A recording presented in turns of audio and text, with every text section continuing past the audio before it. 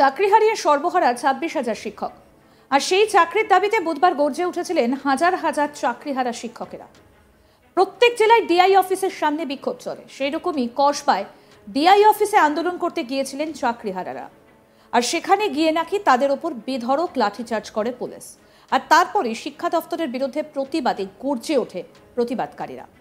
তবে পুলিশের লাঠি খেলো চাকরিহারারা। এই প্রশ্ন করতেই শিক্ষামন্ত্রী বললেন, গেছিলেন কেন ওখানে, জানিয়ে রীতিমতো শোরগোল পড়ে গিয়েছে। স্কুল সার্ভিস কমিশনে চাকরিহারাদের ওপর লাঠিচার্জ করেছে পুলিশ। তা নিয়ে উত্তাল রাজ্য। বিজেপি সহ সব রাজনৈতিক দলের নিন্দা করেছে। পুলিশের ভূমিকা নিয়েও প্রশ্ন উঠেছে।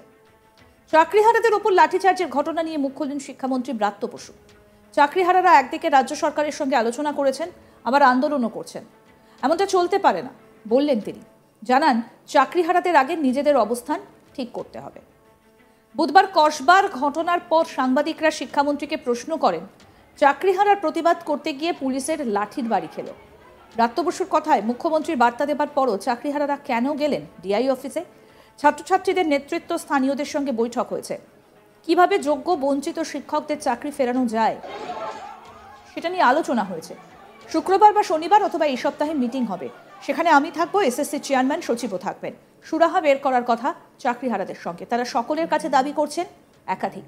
সেগুলো বিবেচনা করা হবে। শিক্ষা দপ্তর তাদের সাহায্য করছে। তার মধ্যে আন্দোলন কেন? লড়াই তো স্থগিত রাখা যেত। চাকরিহারাদের এই পন্থা কাম্য নয়। চাকরিহারারা আমাদের সঙ্গে বসতে চাইছেন, আবার আন্দোলন করছেন। দুটো একসঙ্গে হতে পারে না। কি বলছেন শিক্ষামন্ত্রী ব্রাত্য বসু, শুনবো। আজকে চাকরিহারা শিক্ষক যারা, তারা ডিআই অফিসে গিয়েছিলেন। পুলিশ যেভাবে তাদের লাঠিপেটা করলো এবং এমনকি লাথি পর্যন্ত মারছে, লাথি। ডিআই অফিসে গিয়েছিলেন কেন? তারা গিয়েছিলেন প্রতিবাদ জানাতে, আন্দোলন করতে। তাহলে আমার বক্তব্য হচ্ছে যে সেদিন নেতাজি ইন্ডোরে মিটিংয়ের পর মুখ্যমন্ত্রী বার্তা দেওয়ার পর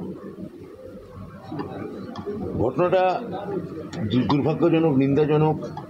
এগুলো যেমন একদিকে সবই সত্যি, আবার এটাও সত্যি যে সেদিন মুখ্যমন্ত্রীর নেতাজি ইন্ডোরে মিটিংয়ের পর তাদের নেতৃস্থানীয় সঙ্গে আমার বৈঠক হয়েছে। আমরা বলেছি তাদের সর্বতোভাবে, মানবিকভাবে, আইনিভাবে কিভাবে যোগ্য বঞ্চিত শিক্ষকদের চাকরি ফেরত দেওয়া যায়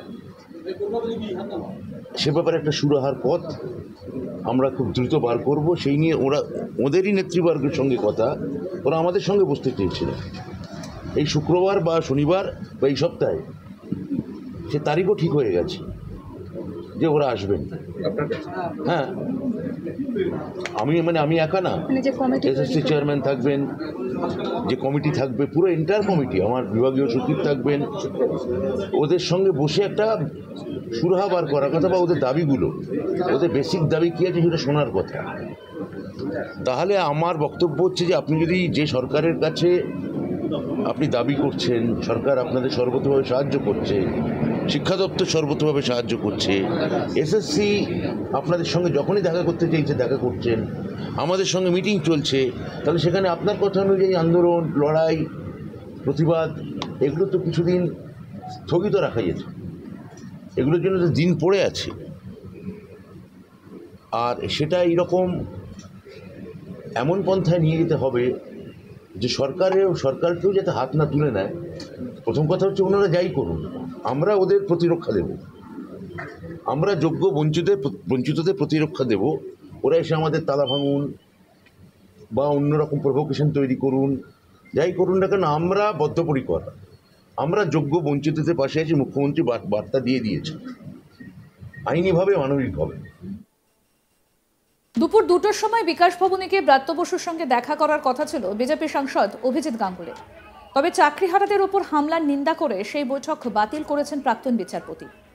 এই বিষয়ে রাজ্যের শিক্ষামন্ত্রী বলেন, এসএসসি দপ্তরেও তো না গেলেই পারতেন অভিজিৎ বাবু। এসএসসি অফিসও তো সরকারের প্রতিষ্ঠান। আমরা তো বসেছিলাম বিকাশ ভবনে, উনি এলেন না। কেন আসেননি জানি না, উনি নিজেই প্রস্তাব দিয়েছিলেন। এই বিষয়ে কি বললেন ব্রাত্য বসু, শুনবো সেটা। ওনার এই পুরো ব্যাপারটা উনি নিজেই আসতে চেয়েছিলেন। মুখ্যমন্ত্রীর সঙ্গে ওনার কথা অনুযায়ী দলমতের ঊর্ধ্বে উঠে ওনার দলীয় পরিচয় ভুলে গিয়ে সাংসদ জাস্টিস অভিজিৎ গাঙ্গুলি চেয়েছিলেন মুখ্যমন্ত্রী কাছে তিনি একটা আবেদন করেছিলেন। আমি বলেছিলাম যে মিডিয়ার কাছে আবেদন না করে লিখিতভাবে আবেদন করুন। তিনি আমার কাছে মুখ্যমন্ত্রী চিঠি দিতে আসারই কথা ছিল, অর্থাৎ তারপরেও তিনি এলেন না। মানে আমার একটা লোককবিতার পংক্তি মনে পড়ছে, লোকগানের, তুমি সর্প হয়ে দংশন করো, ওঝা হয়ে ঝাড়ো।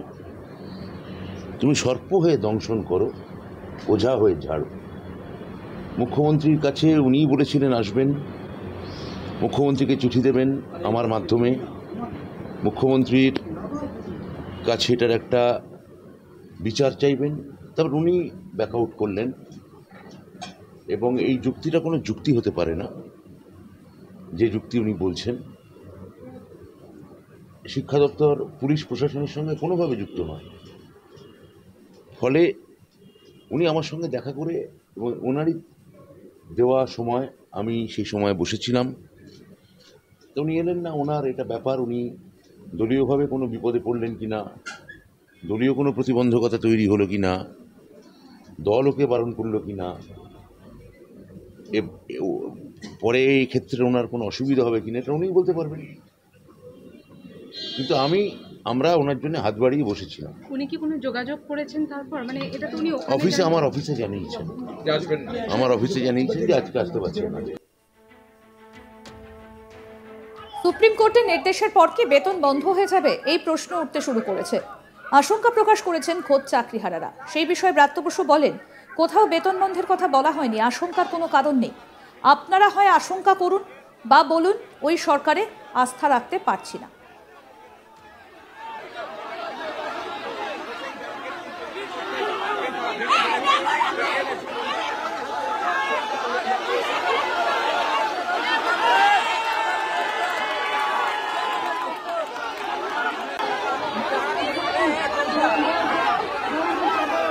চাকরি হারিয়ে সর্বহারা 26,000 শিক্ষক, আর সেই চাকরির দাবিতে বুধবার গর্জে উঠেছিলেন হাজার হাজার চাকরিহারা শিক্ষকেরা।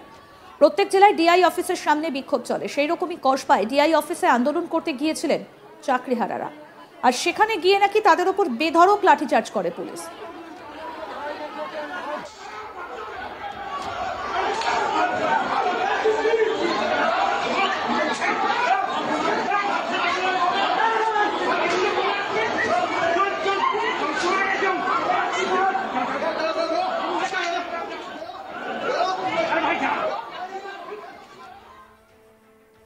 আরও আপডেট পেতে দেখতে থাকুন আজ তাক বাংলা। সাবস্ক্রাইব করুন, নোটিফিকেশন পেতে বেল বাটন অপশন প্রেস করুন, হোয়াটসঅ্যাপেও ফলো করুন আজ তাক বাংলা। ভিডিওটা লাইক করুন, শেয়ার করুন, কমেন্ট করুন।